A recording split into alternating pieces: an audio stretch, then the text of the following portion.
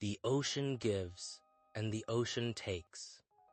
For Kai, a humble fisherman, a violent storm brought a mystery that would change his life forever. A lost heir, a stolen pearl, and a city where memories are the only currency. This is the tale of a journey into the depths of Aethelgard, where the cost of salvation is a piece of one's own soul. Welcome to The Fisherman and the Dragon Pearl, Volume 1. If this story pulls you in, like, subscribe, and turn on notifications so you can follow the next part the moment it arrives. The sea had always been my provider, but tonight it felt like it wanted to take everything back. Through the blinding rain, I saw a flash of white, a child, half buried in the freezing tide. Hold on, I've got you. I fought the current, dragging her body away from the hungry surf. As I laid her down, a shimmering teal light pulsed from her skin, cutting through the darkness of the storm. I didn't know who she was or where she came from, but I couldn't leave her to the elements. With the girl safe in my arms, I hurried back to my hut to find answers. As I sat there, clutching the wooden fish my father had carved for me, she spoke of a kingdom beneath the crushing depths, and a pearl that kept the world in balance. Without that pearl, the tides would grow restless, eventually swallowing my home. And his. I had lived my whole life by the sea, but I never imagined it hid such a fragile, broken secret. A traitor had stolen the pearl, casting the surface world into chaos and leaving Lyra in exile in her own realm. I was just a fisherman, but I couldn't let this girl face the darkness alone.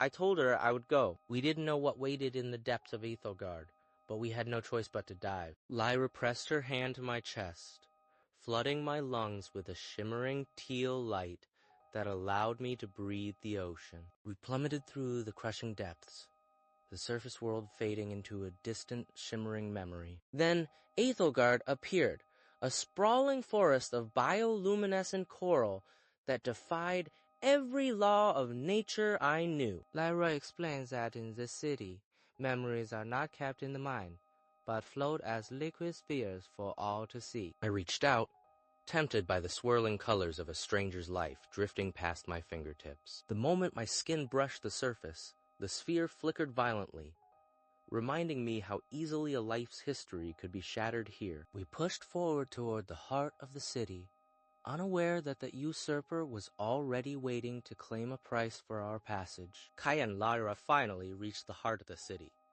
but the usurper stands as an immovable wall between them and the pearl. The usurper declares that no one enters the inner sanctum without paying the city's cruel toll, a piece of their soul. Lyra tries to warn Kai that the cost of entry is permanent, her golden eyes shimmering with fear for her protector. With a flick of his wrist, the villain summons the liquid memories of previous victims, swirling like iridescent bubbles in the dark water. He demands the most cherished memory Kai possesses, for only the deepest love has enough power to unlock the gate. Kai closes his eyes and summons the golden image of his father, the only man who ever taught him how to survive the sea. As the light leaves him, Kai feels the warmth of his father's voice vanish, replaced by a cold, hollow silence. The toll is paid, and the path to the Dragon Pearl lies open,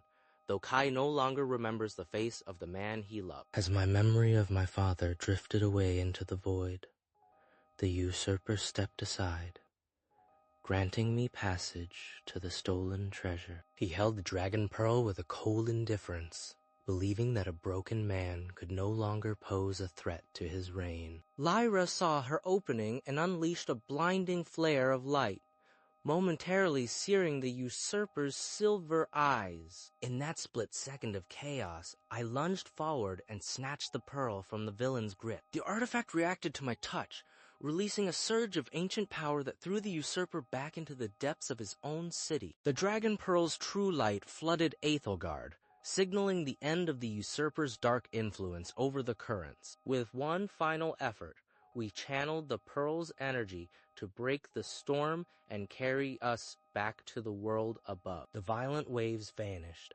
leaving behind a mirror-still sea and a sky that had finally forgotten how to scream. I looked at the carving in my hand and knew it was important, yet I could no longer remember the man who had given it to me. Thanks for watching.